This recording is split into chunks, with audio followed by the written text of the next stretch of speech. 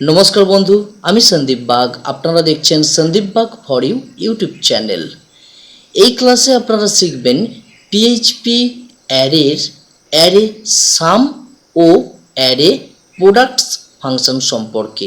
Array sum function দ্বারা আমরা যোগ করতে পারি অ্যারের ভ্যালুকে নিয়ে, এবং অ্যারে প্রোডাক্টস ফাংশন দ্বারা আমরা অ্যারের নিউমেরিক ভ্যালুকে নিয়ে গুণ করতে পারি।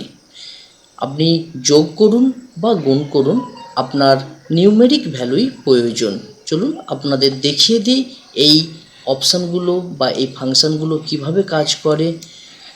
প্রথমত আমি এখানে একটি অ্যারে তৈরি করব। অ্যারের নাম রাখলাম number, NUMBER number, equal to এরপর থার্ড ব্র্যাকেট শুরু করলাম, থার্ড ব্র্যাকেট শেষ, স্টেটমেন্ট বন্ধ করলাম। এর ভিতরে এখন আমি কিছু নিউমেরিক নাম্বার নেব। Subscribe now and press the bell icon on the YouTube app and never miss another update. Numeric number লেখার জন্য কোনো ডবল কোট বা সিঙ্গেল কোট লেখার প্রয়োজন হয় না। আমি প্রথম ভ্যালু 6, পরের ভ্যালু লেখার জন্য কমা দ্বারা সেপারেট করব। কমা লিখলাম 7, 9, 8। দেখুন আমি 4টি নিউমেরিক ভ্যালু নিয়েছি এবং এটিকে আমি ডিসপ্লে করাতে পারি, যেমন প্রিন্ট আর ফাংশন দ্বারা, PRINT প্রিন্ট আন্ডারস্কোর আর, প্যারেন্থেসিস শুরু করলাম, $NUMBER নাম্বার, স্টেটমেন্ট বন্ধ করলাম। সেভ ব্রাউজার ওপেন, এই ট্যাবে ওপেনই আছে, রিফ্রেশ করলাম। এই দেখুন 0 নম্বর ইন্ডেক্স, দেখুন 6, 1, 7 নম্বর, এইগুলো সব ইন্ডেক্স, এগুলো আপনারা জানেন। চলুন এই যে নাম্বার আছে এই নাম্বারগুলোকে দ্বারা আমরা যোগ করব বা যোগফল নির্ণয় কিভাবে করব। এর জন্য আমাদের একটি ফাংশন আছে যার নাম অ্যারে সাম। দেখুন ARRAY অ্যারে আন্ডারস্কোর SUM সাম, প্যারেন্থেসিস শুরু করলাম। এখানে অ্যারের নাম লিখতে হবে যে অ্যারের ভ্যালু আমি ক্যালকুলেশন করতে চাইছি বা সাম করতে চাইছি। আমি এই অ্যারের নামটিকে কপি করলাম, এখানে পেস্ট করলাম। দেখুন এখন প্যারেন্থেসিস শেষ করলাম, স্টেটমেন্ট বন্ধ করলাম। এটি এখন সাম বা যোগফল। এখন এটিকে একটি ভ্যারিয়েবলে আমরা স্টোর করিয়ে প্রিন্ট করাতে পারি, বা এখানে সরাসরি আমরা ইকো লিখতে পারি। দেখুন ইকো লিখলাম, এরপর সেভ করলাম, ব্রাউজার ওপেন। এখন রিফ্রেশ করলে দেখতে পাবেন এই 6, 7, 9, 8 এর সম্পূর্ণ যোগফল আমাদের দেখাবে। দেখুন এই দেখুন 30। আশা করছি বুঝতে পেরেছেন। পরিবর্তন করতে পারেন। দেখুন আমি এখানে 5 লিখলাম, সেভ করলাম, ব্রাউজার ওপেন, রিফ্রেশ করলাম। এই দেখুন 27। ঠিক একইভাবে আপনার যদি গুণ করার প্রয়োজন হয় সমস্ত ভ্যালুকে, আপনি অ্যারে প্রোডাক্টস ফাংশানকে ব্যবহার করতে পারেন। এই অ্যারে ফাংশানগুলো অনেক সময় প্রয়োজন হয়, তাই আমি আপনাদের শেখানোর চেষ্টা করছি আপনারা যাতে এক্সপার্ট লেভেলের ডেভেলপার হতে পারেন। তো মন দিয়ে শিখুন, প্র্যাকটিস করুন, যেখানে প্রয়োজন হবে সেখানে ব্যবহার করতে পারবেন। সর্বত্রই যে প্রয়োজন হয় সেটা আমি বলবো না, কিছু কিছু জায়গায় প্রয়োজন হয়, তখন হয়তো আপনারা সমস্যার সম্মুখীন হতে পারেন। তাই আমি আপনাদের দেখিয়ে দিচ্ছি অ্যারের বিভিন্ন ফাংশন সম্পর্কে। ওয়েব ডেভেলপার বলুন আর সফটওয়্যার ডেভেলপারই বলুন, অ্যারের ভূমিকা খুবই গুরুত্বপূর্ণ। অ্যারে ছাড়া সম্ভব নয়।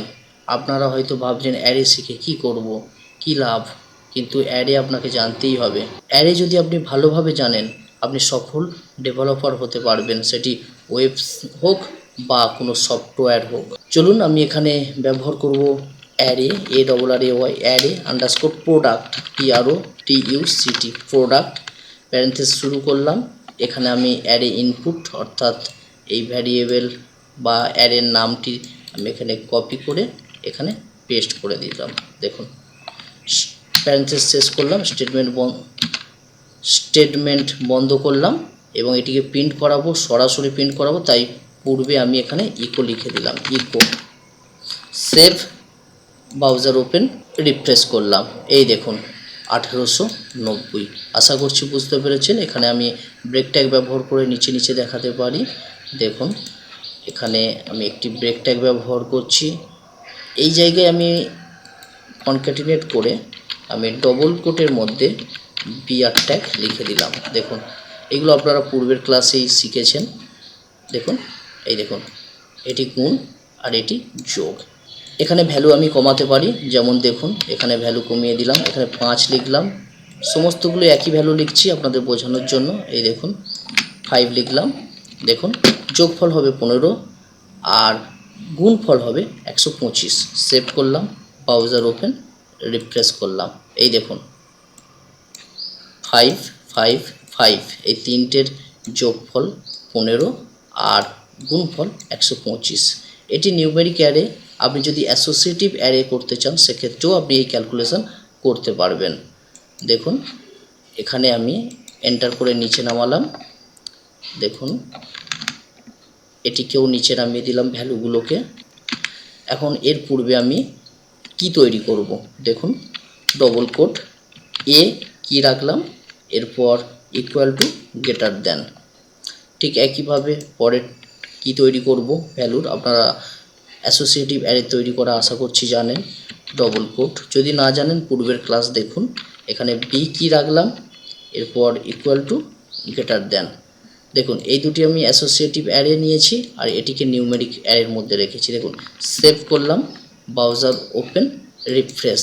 যাদের কি তৈরি করেছি দেখুন এর মধ্যে 5 স্টোর হয়ে আছে, বি এর মধ্যে দেখুন বি কি এর মধ্যে দেখুন 5 স্টোর হয়ে আছে, আর আমি লাস্ট কোনো অ্যাসোসিয়েটিভ অ্যারে তৈরি করিনি তাই এটি 0 ইন্ডেক্স আছে। দেখুন এবং আমাদের ফলাফল একই দেখাচ্ছে।